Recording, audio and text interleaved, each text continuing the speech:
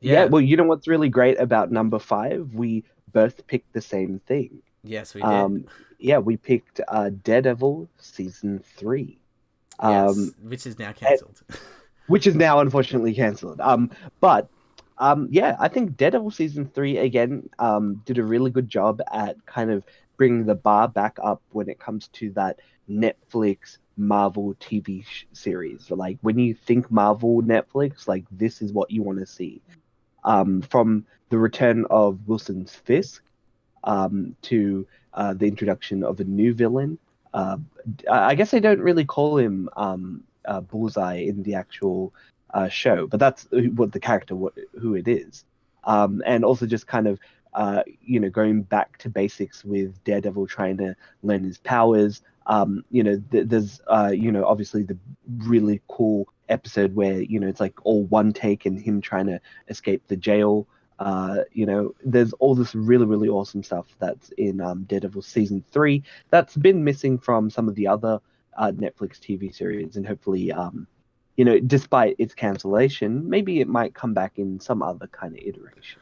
Yeah, absolutely. Because the character, I forgot his name, but the main guy who actually does play Matt Murdock, he has something that all the other Netflix people have. That he has one thing that no one else has him, and it's basically just he has the physicality. He basically he encapsulates the role. Like everyone else kind of encapsulates the role, but he does it probably in the best way, because not only does he can act like a blind person, a lawyer, but he can also do the martial arts. He can actually be threatening, and not only that, but like once again, there's obviously that episode where he does one take. Like there's no faking it. Like he does have the physicality of a martial artist. He can actually do a lot of these things, and you can really believe it, and you can really see the punches and the struggles that the character has of his duality of his upbringing all the way to his friends and family. And that's the strength of the show, as well as impeccable writing. Like once again, Wilson Fisk is one of the best characters that Marvel has ever kind of written, and they do really well. And he obviously stands out. Like obviously, Daredevil is the flagship Netflix TV show, and it really does show because in comparison, like you do have someone like Luke Cage, for example. Like the action there is okay, but it's nothing like Daredevil. Daredevil really has its hardcore roots in martial arts and things like that, and you can really see it. Like even something like Iron Fist, it does have martial arts in there, but it's not the same, and you can kind of Yeah, tell the difference. yeah. I mean, the choreography was better in season two. It's like they called up and was like, "Hey, can we get your choreographer guy to help us out with season two?" Like, that's what it kind of felt. But they kind of continued to do a good job with season three. Again, like you said, with Wilson Fisk, by Vincent, played by Vincent D'Onofrio. I think he just encapsulates that role, and we're seeing a lot of Fisk in media, like with the latest Into the Spider-Verse movie. Wilson Fisk does make a appearance in that particular movie, and it's great to see them kind of expand more on certain characters. So I guess we look forward to a potential. They might do something where it's like, they call Daredevil by the Daredevil show by a different name, like they'll call it Daredevil Man with No Fear, to kind of Well, distinguish it from the Netflix series, but it has the same characters, if that makes sense. or it's just called like what is it? Where do they live again? Hell's Kitchen. Hell's Kitchen. They just call it that. Yeah, something. Yeah, Like well, the Daredevil Man with No Fear. That's kind of like one of the kind of typical like hallmarks of like the Daredevil character. Similar to how Spider-Man is also known as like the Amazing Spider-Man, Spectacular Spider-Man. And they've kind of used those monikers for the movies in order to kind of like differentiate them. It'd be interesting to see if like maybe that's what they do. Like they just add like a little different moniker, and but they keep everybody from like the previous cast. Like I'd love to see them do that, and if they actually do that. But yeah, that's Daredevil. mm-hmm. I guess we can go on to my number four. And my number four is a show called Goblin Slayer. Now, it's an anime. If you don't like animes, that's fine. I think that this show is very much a show that kind of appeals to maybe certain kinds of people, specifically people who kind of do like Dungeons and Dragons or are looking for a show that kind of touches upon more kind of sensitive topics, and it doesn't pull its punches when it comes to people like, there are a lot of people who don't get it say it's very edgelordy, like it's very like, oh, he's killing goblins and look how cool he looks, and all this type of stuff. But like, I disagree. It does have its place. It's very because my whole defense with that is like, for example, like Tarantino, his all his films are schlock 70s pulp films. Like that's his thing, and that's what he goes for. And if you don't like those types of movies, you're definitely not going to like his work. So like Goblin Slayer is targeting a very specific audience, and it's kind of going for it. It's you're not going to get everyone to love it, but it is if you do love that type of stuff, you will love this show.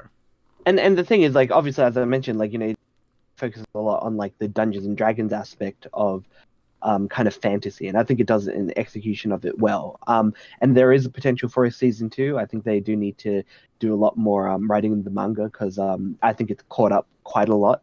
But I do look forward to a season 2. Again, if you do like anime or you're open to something that's a little bit more hardcore, like consider watching Goblin Slayer. It's pretty good.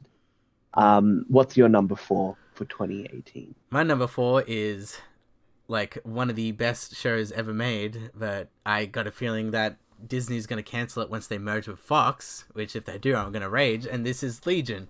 What's the last thing you remember? David? Hello? Hey, this time. What are you hiding? We are gone. Can we go home now? Where you been? No! What are you hiding? I remembered trees and dancing.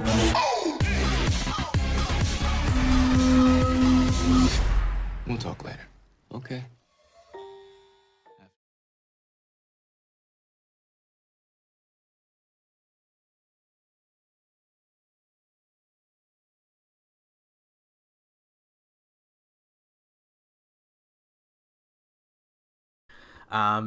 I've talked last year. I've sung its praises. I've always sung this TV show's praises. It's done by the guy who does Fargo. He has amazing cinematography. He is kind of like the Kubrick of our generation, and he doesn't get enough credit. So and he's doing something very different with, I guess, comic book genre. We love comic book shows and things like that, and media. However, Legion does it very differently, and it doesn't just treat it as just a normal generic comic book, because this is kind of semi in the same world as like X-Men, because Legion is actually the son of Professor X, and it's they semi reveal a lot of this stuff, but it's not done in a way where it's like, oh, he calls himself Professor X. Like, they never do anything like that. It is very much a dramatic set like piece about David, because what they play around in season 2 is, since he does have these powers, is he blaming all his bad attitudes and what he does on this evil demon that's inside of him, or is it actually him being an actual asshole? Is he actually a bad person, or is it just these powers and people saying that it's just that? So there's a lot of duality going on here of the character and the movement, and once again, this is a very slow moving show. You have to give each episode your full attention. If you're one of those people that watches something while you go on your phone, this is really not the type of show for you, because everything's slow. There's a lot of visual cues that go on. There's a lot of things where it plays with color, like red is bad but green is good. But then like in season 2, they reverse it in a way, kind of like meta way, to kind of trick the audiences. And obviously top performances, especially with Aubrey Plaza. You'd think as her as the deadpan to comedy girl, but she does so much more in this show. And I just really love this show, especially where it leads to season 3, just because it builds up a lot of these relationship with these characters. And season 3, hopefully and at the end of this season, it's going where a TV show or any comic book media that hasn't been made into like a TV or movies has not gone, where certain characters that you think are the protagonists are the antagonists now. And it's very interesting, and it's not just done as a bait and switch for like, I don't know, an episode or two. It's been a really big build up to this point. And I really can't wait what they do with this show. It is very weird. It's very trippy. Once again, almost kind of like a Twin Peaks vibe. But I say, if you want to get something different for your comic book media, which there is a lot of it out there these days, and you want something a little bit maybe closer to like Watchmen type levels, then definitely go watch Legion. So go watch Watchmen. Well, watch both of them, you know? Yeah, just watch both of them. Look, if you haven't seen Watchmen, you need to watch it. You know, I was telling somebody to go watch, the Watchmen movie the other day, just because of how great of a, execution it is of the comic, like almost like it's ripped out of the page, right? Yeah. But I guess we'll move on to my number 3, and it's JoJo's Bizarre Adventure Part 5, Golden Wind. Man, that's a mouthful. Yeah, well, now while the show's still ongoing, I'm having a great time with this anime.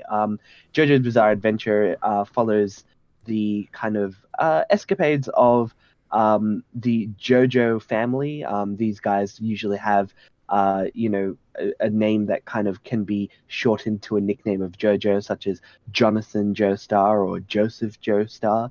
And this season, we're kind of introduced to a character called Giorno Giovanna, which his name is Giorgio because it's Gio. So Italian, that's why there's no J. Yeah. Yeah, well, yeah, that's the thing, right? Now it's really great because it's this season is basically about the main JoJo, basically, trying to get rid of more or less drugs and in his neighborhood and affecting people and joining the mafia and wanting to take down the big boss at the top. Now, it sounds quite simple, but the big thing about JoJo's is that they have this kind of shonen-esque kind of thing where, they have these wacky powers called stands, which are essentially kind of like the your I don't know, it's always very hard, Spirit but it's animal. like your yeah, it's kind of like your spirit manifested in usually like a physical form, like a fighter or like somebody who can like, there's even one that's literally just a gun, and that's from like part 3. But I guess you need to watch it to understand. But with a lot of this show, it's all about the shenanigans that goes on, especially with this season. He joins a gang, and they kind of trek to try and learn the identity of the big boss, who is hidden, and nobody knows what his face looks like or what his stand ability is. And anyone who's tried to overthrow him, they've all died. So it's a big adventure that's happening, and I'm trying to reduce as much spoilers as I can because I have recommended Don to watch this show. But every season is always something different happening.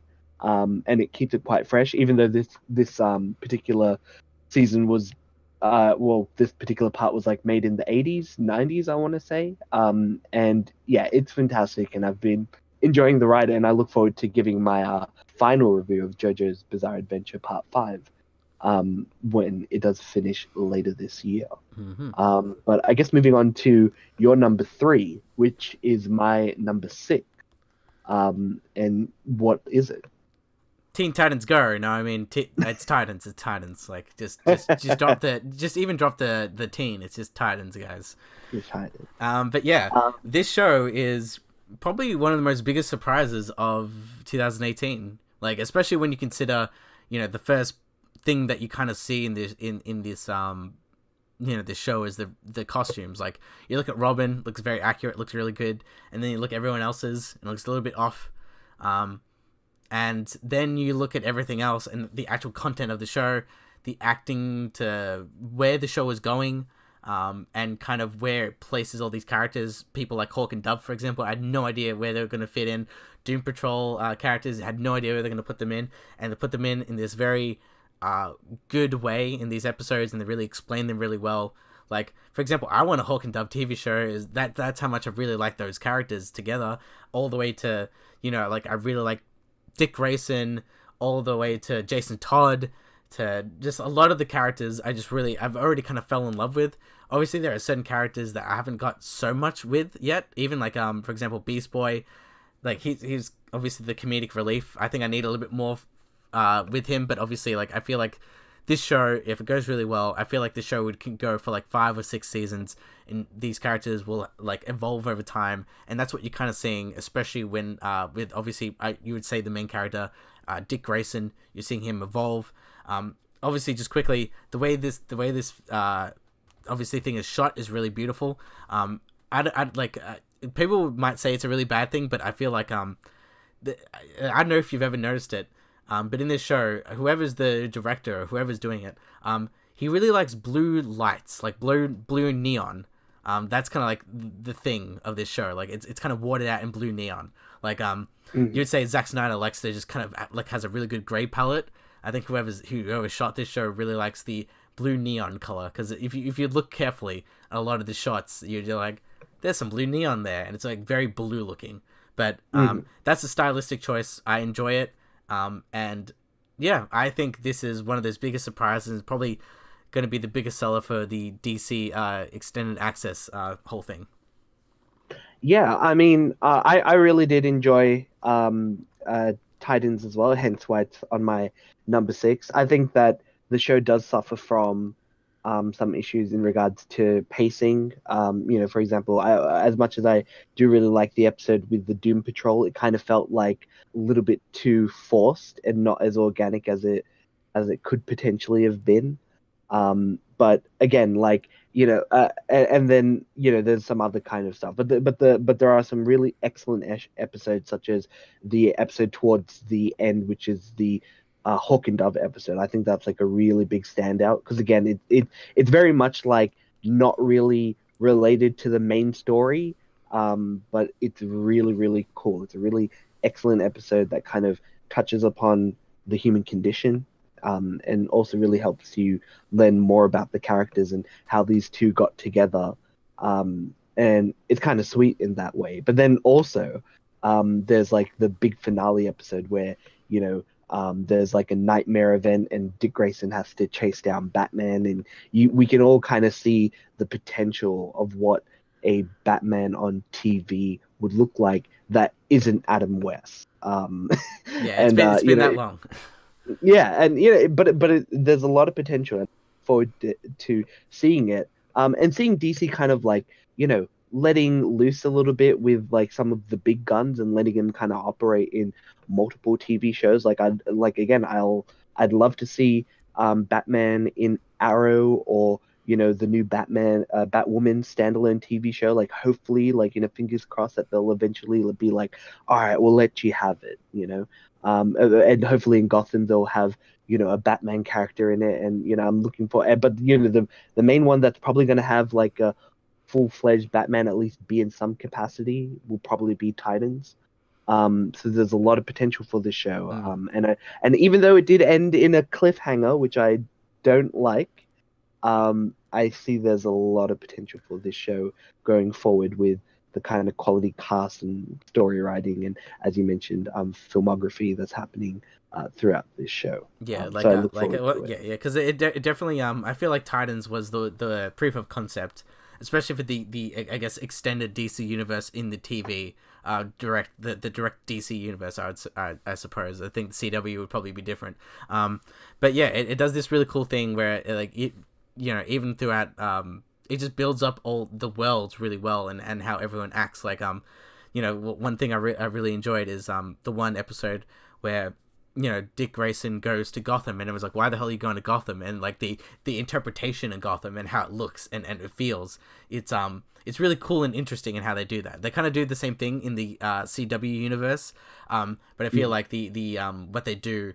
in obviously the Titans TV show is a lot more I guess mature in a particular way, and it's very dark, and it's very like, no, this city is gone to hell, and Batman's gone. So like I feel like it's very interesting in how they play that, and it's really good world building. And I really just hope that we can see like more popular locations that we do see in the comic books, and they see them in this Titan universe, and show how it goes from there. So like, I'm really excited. I'm already ready for season 2.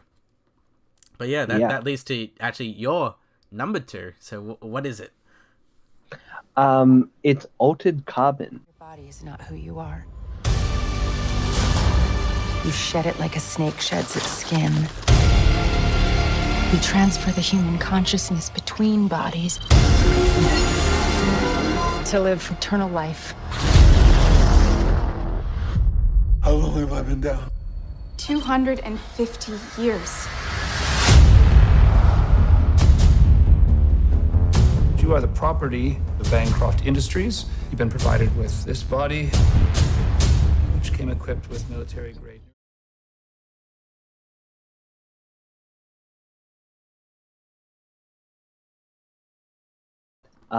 Again, I'm a sucker for a good sci-fi. I think Blade Runner made it to my top 5. If not, I think it may have been number 1. It was number 1. Year. It was both our number 1s, because we were just like, this film. Aren't we coordinated? Yeah, yeah. It was. Once again, in retrospect, it's still probably number 1. yeah. Like all things considered, right? But yeah, like I'm a sucker for a good cyberpunk. TV show, movie, media in general. I even want to do eventually do some kind of cyberpunk kind of Dungeons and Dragons game eventually at some capacity. And Altered Carbon kind of does build upon the kind of old ideas and new ideas about how a cyberpunk future is like. This show is kind of set in the future where we kind of solved the whole issue with death by having I think it's called like a stack. It basically just it was in a sleeve or something. There was a stack in the sleeve. The sleeve refers to the body that you go into, whereas the stack refers to the kind of all your memory, where your memory is all kind of stored, and you basically insert that into a new sleeve, which is basically your new body, and you can become a new person, more or less. And it kind of focuses around a guy called Takeshi Kovacs, and he is basically someone who's trying to investigate the murder of a big shot billionaire guy in San Francisco's Bay City. The problem is the signs seem to be that he probably killed himself. So what does it mean, and what's going on with this whole kind of everybody living forever? Is it a good thing? Is everybody just kind of still kind of having the same problems, but now it's amplified because we're all androids and cybernetic and stuff? It all adds to seeing what a potential human future looks like when maybe the robots take over, when we let them, right? It's gonna happen.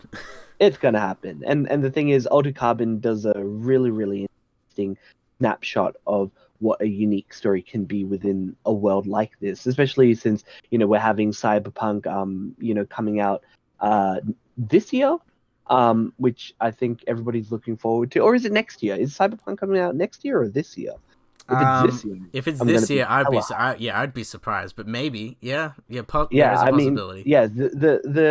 The Cyberpunk game looks absolutely amazing, so I think I'm gonna look forward to it. Yeah. Apparently it's this year, so that's the hopes for an early expect release delays. This year. Who knows? Even if it gets delayed, it's not going to be the end of the world. But Cyberpunk is something that people want to see what that's like, and Altered Carbon does give a really interesting snapshot into what that kind of future can be like. So what's your number 2? Okay, my number 2 is Bodyguard. These plots do not always arise from outside. Some fester within. I've been a copper. I've been a soldier. For what? Politicians, cowards and liars. What is she up to? You need to find out. How do you reckon she'd feel if she got a taste? You cannot keep pretending you're okay. This is a very dangerous politician. Someone's got to stop her. I just watched this recently, so it's still kind of fresh in my head. I haven't talked about it on the podcast. And this show is a UK TV show, and it's found its kind of audience on Netflix. It's got good old Rob Stark now playing a bodyguard, basically, and it's a thriller type of thing where he's kind of a bodyguard for kind of this what do you call it? What do you call them? Like election people, like. Oh, like a politician. Politician. That's the thing I forgot that what they're called. They're called politicians. So he's a. Nah, they're to be fair, they're not that. Yeah, that whole thing. But yeah, so he's a bodyguard for a politician. But there's obviously a lot more stuff going on. Obviously there's a lot of attempts on people's lives, especially this politician's lives and what they stand for, and kind of this it's a very kind of slow building kind of thing of understanding, like there seems to be a rat / mole inside the the intelligence MI5, and everyone's trying to be like trying to understand what's going on and things like that. And I just really love this show. It's only 6 episodes because it's a UK show, but it starts really heavy, and it just kind of goes full force and really understand. It's one of those shows where it's smart, but it doesn't treat you like an idiot. So it very much is like it really is showing you kind of the clues in kind of front of your face and understanding. So it is kind of a what's going on in this agency. Is this person playing with me or not? So yeah, really good first episode as well. And then of course the end episode, there is some controversy with the end episode. I think a lot of people did not like that ending. It's semi-controversial, but I really liked it, and I think majority of people do like how it ended. And I'm assuming there's a second season, tackling maybe a different issue. But yeah, this show is probably one of the best I saw this year, and it really surprised me and blown away. And I feel like now it's getting the attention it does get, because I think it came out in October. And obviously it came out in Netflix around November, and then everyone's like, "Oh crap! Did you hear about this show called Bodyguard?" So Bodyguard, I feel like definitely everyone should check it out, because I feel like this is one of the top notch TV show performances, as well as kind of it really is written in a really great dramatic way, and it's got some good mystery elements to it, and yeah, I've just really enjoyed the ride. So that is Bodyguard. So now we're on to your number one. So I think number one, that's a big deal. Yeah, well, yeah, the number one is always a really big deal, and the funny thing is, my one was actually the number one for returning TV shows last year. It's The Expanse. No one tells you the hardest part of battle is figuring out who the enemy really is. What were you thinking when Naomi told you what she did? She's not the person I thought she was. We've got no friends, no safe harbor. We are living on borrowed time. I tend to take on fights that can't be won. Do you like to whistle? Why? It forces you to breathe. Just don't pass out. Be ready for anything. The UNN ship just fired on us. The Expanse continues to be a show that keeps me interested into the sci-fi future. Again, very different from a cyberpunk future. It's kind of spacefaring people. Essentially, the story about The Expanse is the humans have kind of became into their own kind of separate colonies on Earth, Mars, and the asteroid belt. Yes, that is what it's actually called. I looked it up. I was very surprised.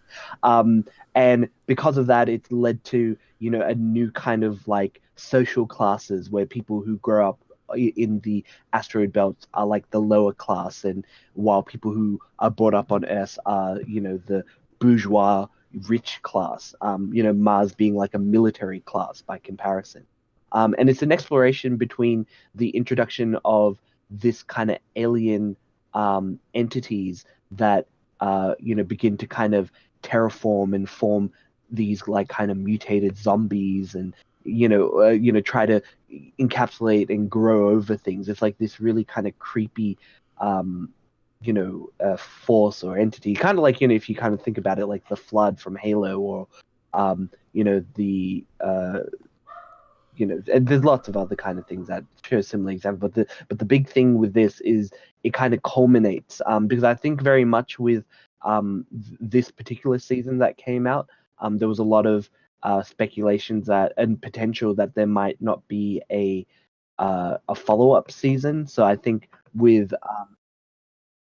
I believe they did. Yeah, I believe Amazon bought it. That's correct. Because there was a lot of speculation that Sci-Fi, who you'd think would want to keep a sci-fi show like and not like what the other crap that they usually have on their channel. Well, that's the thing. I think Magicians is pretty solid. I wasn't talking about, but there is a lot of crap on Sci-Fi. Oh yeah, absolutely. Because once again, they have a lot. They have like Killjoys, which I've heard is okay. They did have Dark Matter as well. I have heard of Dark Matter. I haven't watched it. Yeah, there's a lot of random stuff, but it's all gone now. So who knows what Sci-Fi is doing? I think there's a George R. Martin written one, and that's done by Sci-Fi, I think, and it's actually really, really bad. It's called Night Flyers. I watched one episode. I have seen that. Is it any good? No. No, okay.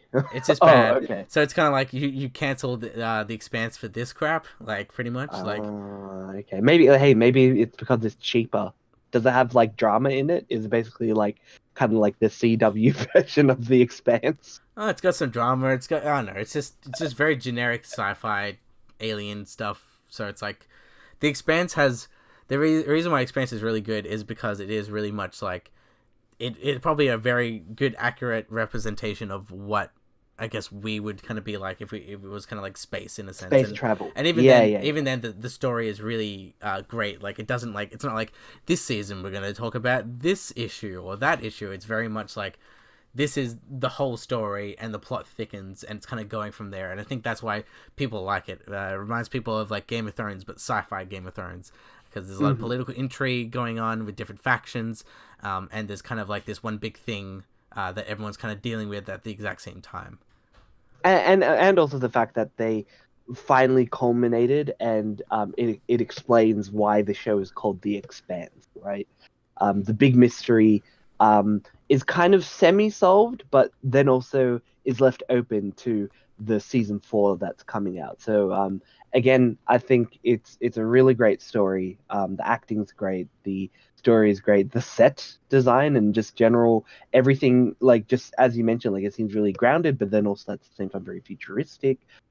It's really cool, and it is definitely filling in a much needed hole in my heart of space fights and travels that Star Wars has not been able to fill.